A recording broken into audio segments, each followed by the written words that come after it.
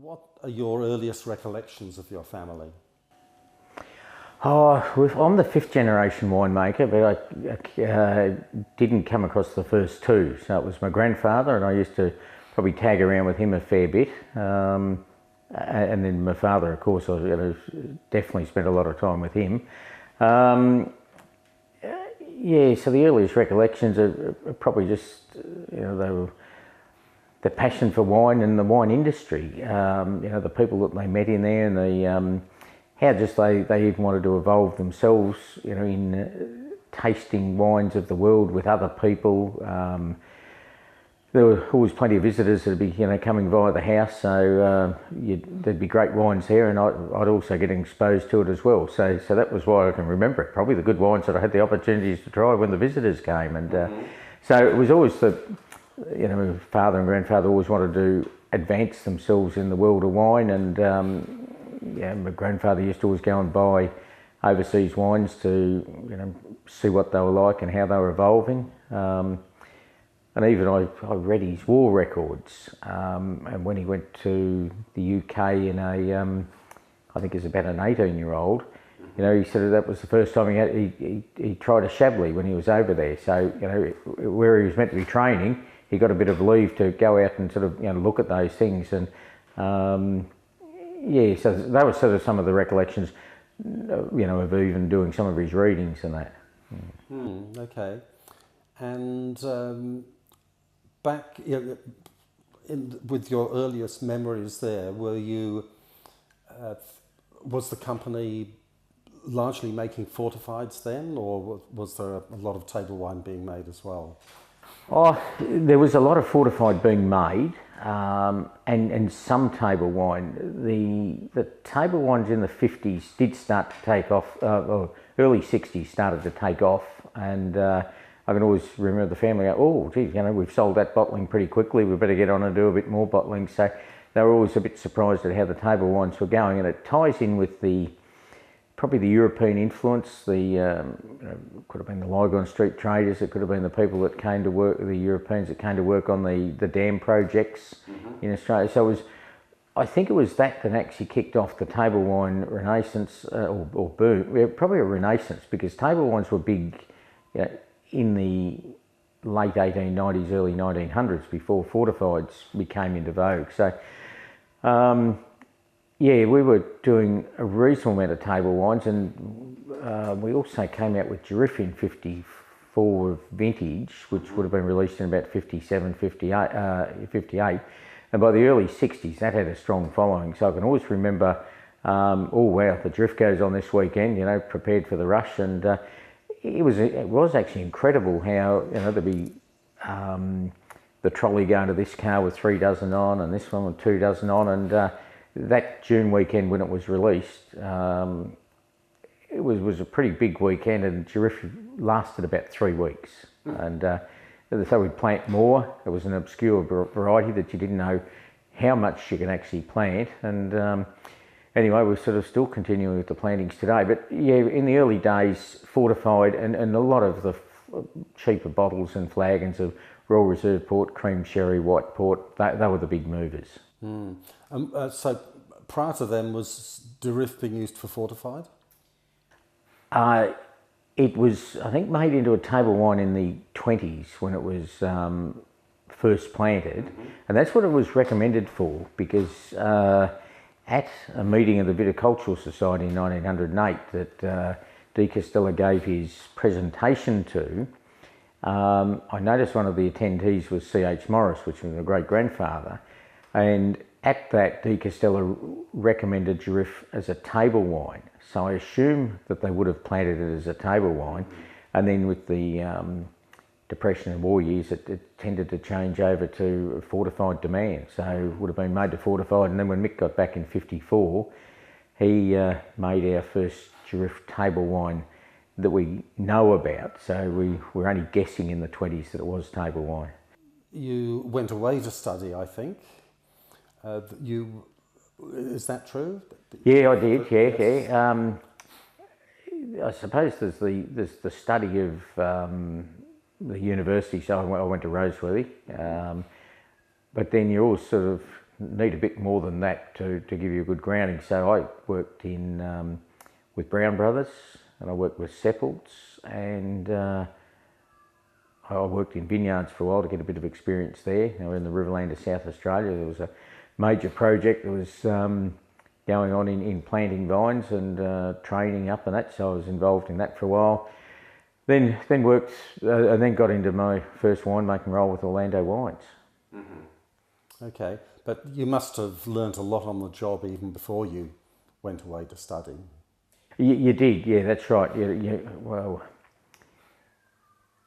You probably did nearly know enough, because you could, you saw the grapes come in. You were with Mick when he was doing the bow maze and working out, when to harvest, and then how the red fermentation occurred, and there was a lot of reds or the fortifieds, how they were in and out, and just a smaller fermentation. So knew a fair bit about it. Probably not as much about white wine making. So that's where going away from home, you hone some of your skills. You might change your ideas slightly, and probably a little bit more about white wine making was beneficial. Was the getting away from home.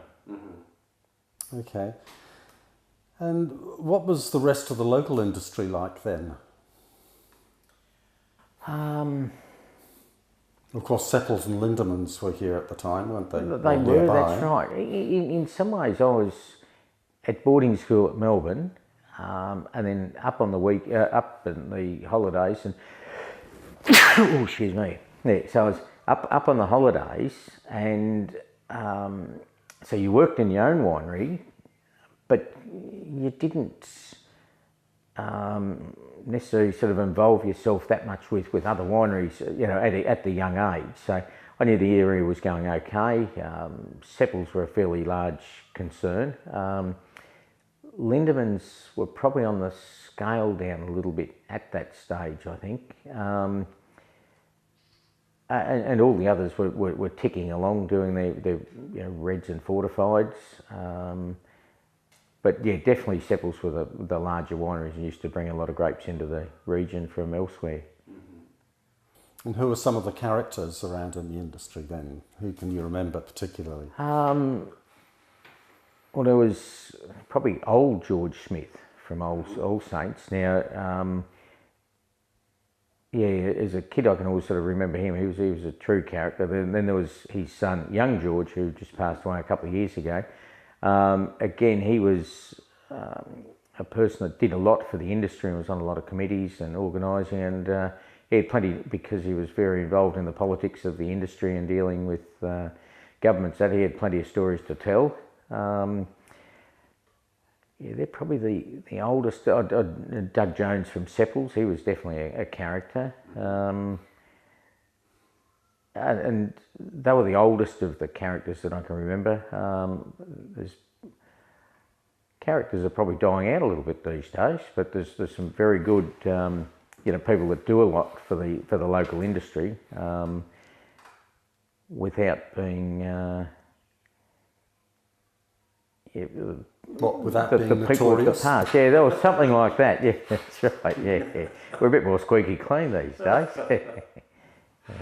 Okay. How did you find Riseworthy? It was good. It was good probably because what you learned, but it was also good for the the networking as well, meeting a lot of people. I still have contact with a hell of a lot of people who I went through Roseworthy with. Such as? Oh, well, Mike DeGarris, David Lowe, Nigel Dolan, Pete Scholes. You can actually sort of keep going and going, I suppose. And some they were in about the same year, but there was a couple a little bit before us and after us. Jeff Clark, who was at Tisdall, and across to Auction. Yeah, there was Keith Mugford was there about that time. Adrian Sheridan. Okay, and in those earlier years for you at Morris, how was the company selling its wine? Well, you mentioned there were people coming around to get jars filled and so on. But was there? Did you have a distributor? Was there much? Yeah. Well, cellar doors always been a big part of Rutherglen trade. In the early days, it was as well, because people from Melbourne didn't have great access to good quality wine.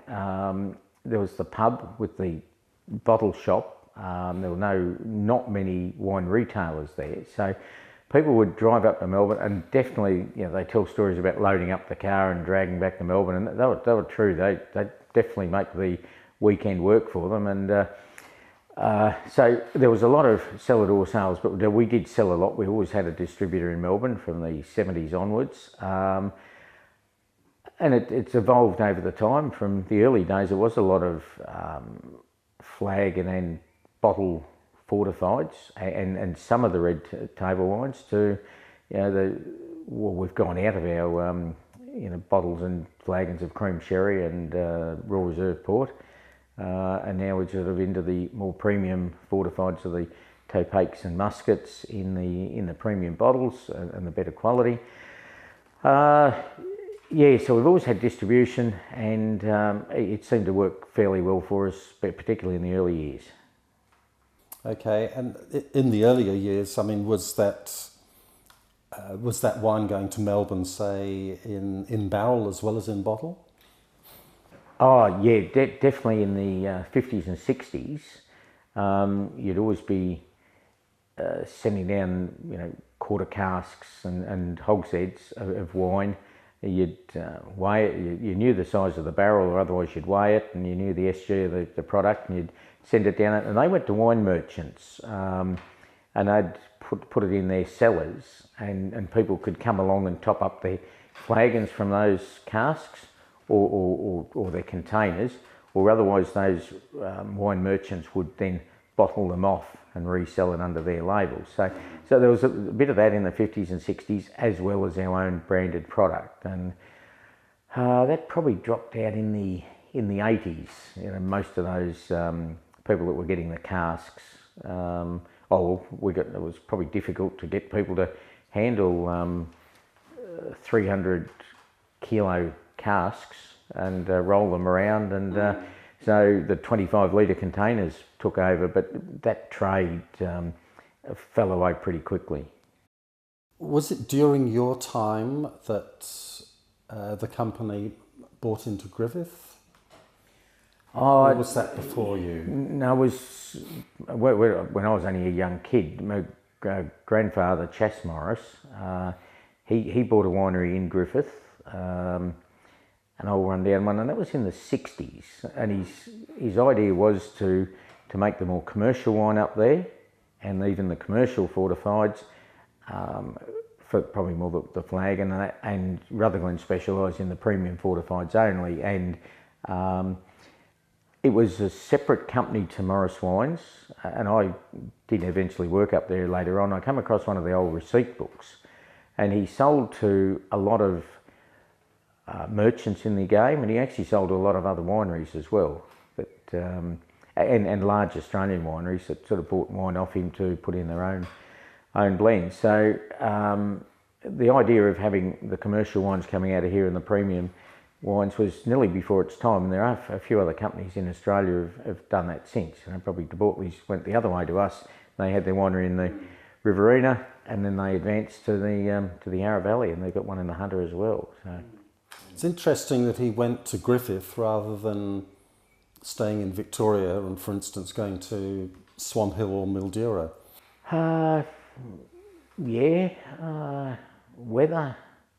Whether it was a little bit closer, or whether he could have just been driving around, I don't know, or whether it was mixed friendship with Ron Potter, that maybe he went up there knowing someone that on the run putting pieces together, but that could have been one of the reasons. He went up there, Ron, anything for sale, I wouldn't mind having a look around. We also used to buy a little bit of fortified out of Griffith ourselves, but it was more the vermouths and the masalas out of Calamia.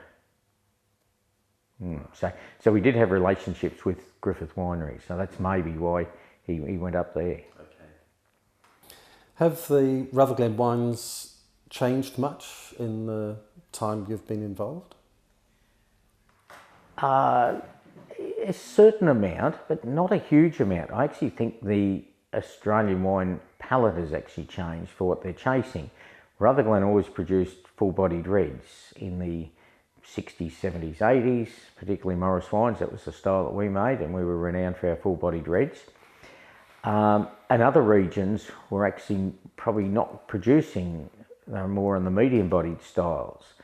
But now with the public demand for the fuller bodied, other regions in Australia or other winemakers in a region have made a full bodied style. They've got great following and kudos, and then the rest of the region has followed. So I think we've actually probably fairly well stuck with our guns of making that style. And everyone will say, oh, the Rutherglen Reds are not as big as they used to be. No, I think it's just that the industry is changed and come up to it, and if some regions have even gone bigger than Rutherglen in alcohol and everything else like that. So I think actually there's been less evolution because there's been no need to, and I'm speaking probably more on Morris Wine's behalf, but generally across the region I think that's true. Okay, and those full-bodied reds you're making now, are they still being picked up on premise as well as in both through the retail trade, yeah, and on premise. Probably our distribution is not getting as many listings as we'd like, but we've actually just now got a new distribution company that seem to be pretty keen to run with us, and so hopefully we will get more on-premise listings. But there's always regions that are the flavour of the month. Heathcote's probably the flavour of the month a little bit, but just dying off. Rutherglen will have its turn again, and similar wine styles. It's just what the punter wants to read when they're in there selecting. So we've got to make Rutherglen fashionable and give them the style of wine they want, which I think we are.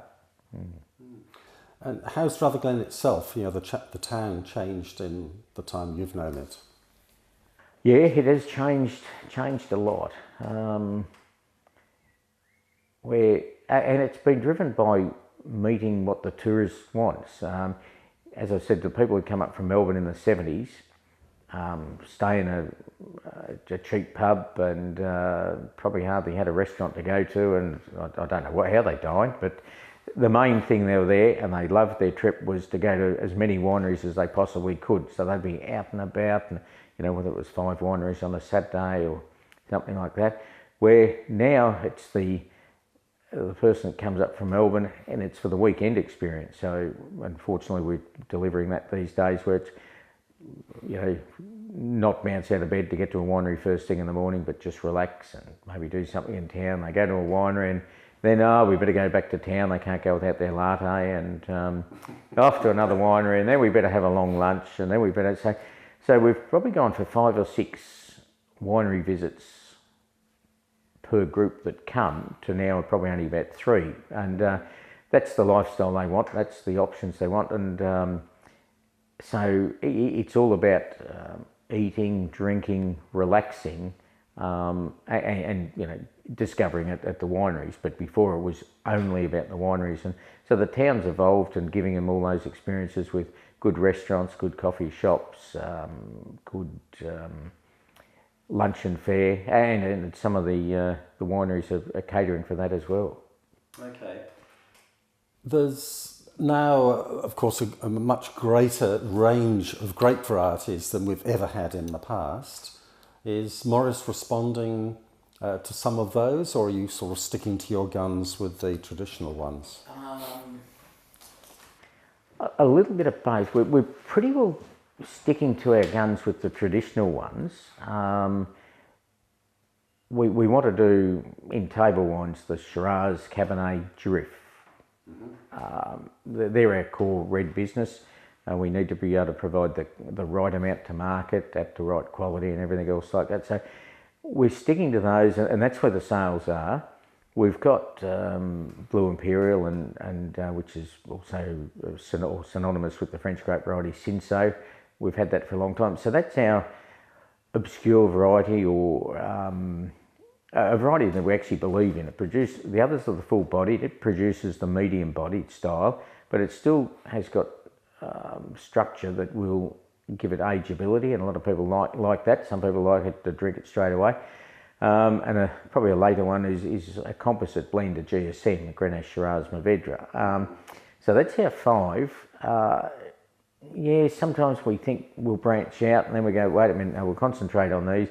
You can't be everything to everyone. But as a winemaker, you do get inquisitive, and I have made some Montepulciano and I have made some Tempranillo, and it hasn't looked too bad. We'll probably fiddle with those a bit more and release them more through our cellar club packs, and not necessarily into mainstream, I don't think. Rutherglen's famous for full-bodied reds and fortifieds, and not necessarily in the white category. So even where we've had, you know, whites that have won trophies and it could be, say, Semillon, it doesn't make it sell, and I'm not sure whether it's because it's from Rutherglen or what. So we'll have whites, and we'll make hopefully, you know, enjoyable whites for the customer, but we don't think we'll branch out that much into many newer varieties. We'll just stick with the traditional varieties there. And then with the fortified range, you know, of course there's Muscat and Tokay are the king of those. We've got varieties that we can use in port. So we've added Touriga, you know, I don't know, 35 years ago, and that seems to be doing well. But we can use Shiraz, Cabernet, Durif, and to give us, you know, our port and our structure. So I don't think there's any need to go to any other variety. So yeah, we're not necessarily playing conservative because we're studying and we're looking at it, but we think we've got the varieties that we need to concentrate on and to do what's best for us. But red table wines, we may dabble a little bit. Now, you mentioned fortifieds, which of course is a very important part of your business and a lot of your fame, if you like. Now, we hear a lot about fortifieds overall still in decline, which of course is generally at the bottom end of the market. So are you finding any change in interest in your fortifieds? And what, if so, what sort of level is the interest? Where in the classification? Yeah, well, probably fortifieds are about 30% of our sales, so pretty significant.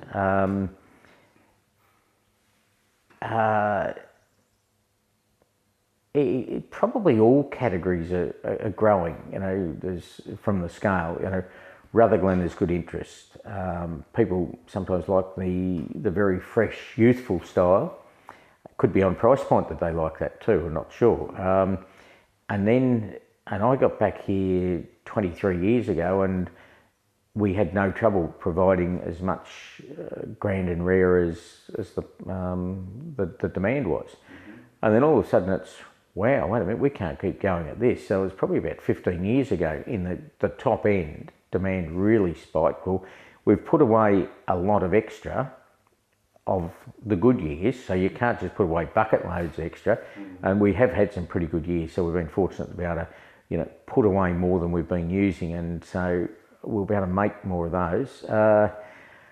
And you know, I mentioned Muscat in that, but Topaz has you know, followed suit on the same trend, and that's what Rutherglen's more famous for. You know, the tawny category.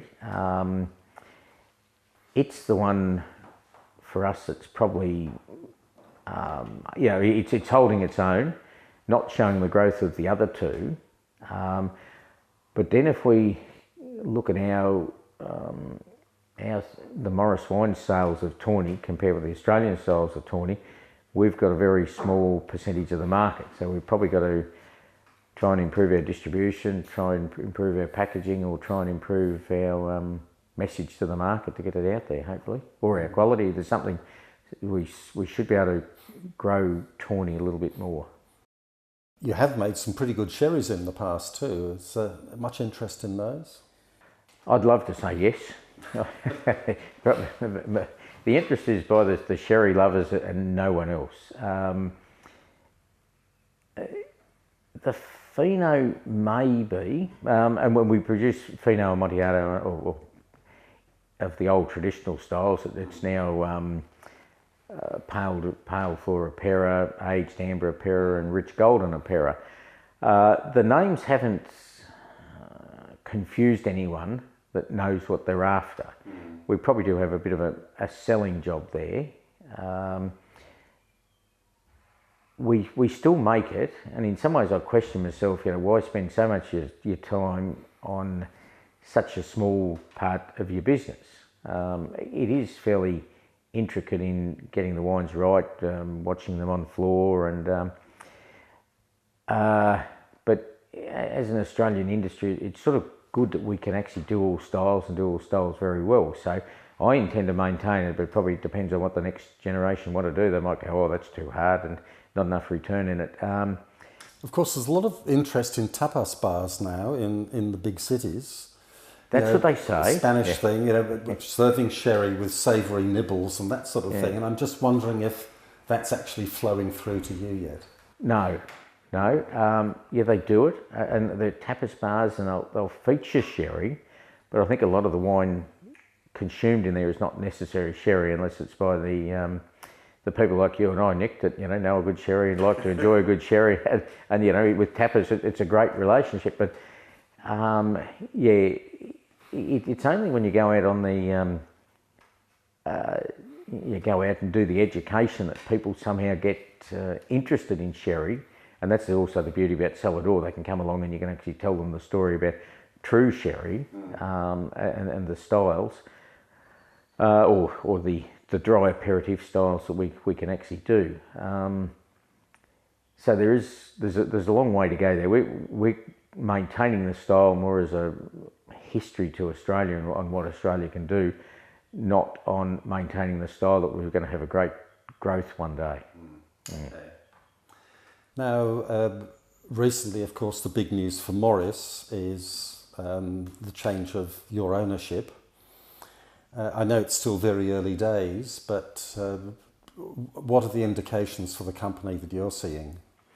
Should be very good. And I suppose it's where we've come from. We were in a corporate world that had only a few brands, and we did very well. And then in the corporate world, there was acquisition upon acquisition, and we became a small brand in a huge portfolio, and suffered a bit of loss of sales and distribution and that, because there was the million case priority brands within that company. So it was good that we were actually moved on, and the new owners that we've got, I think, should be fantastic for us. They're very progressive. We've gone into a much smaller portfolio, wine based, that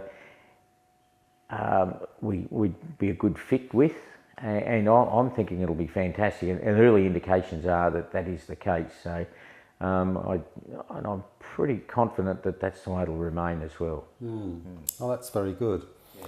And when I heard it, I thought, well, one possible additional reason they'd be so interested in you is it gives them a production base within a phylloxera area for sourcing other fruit.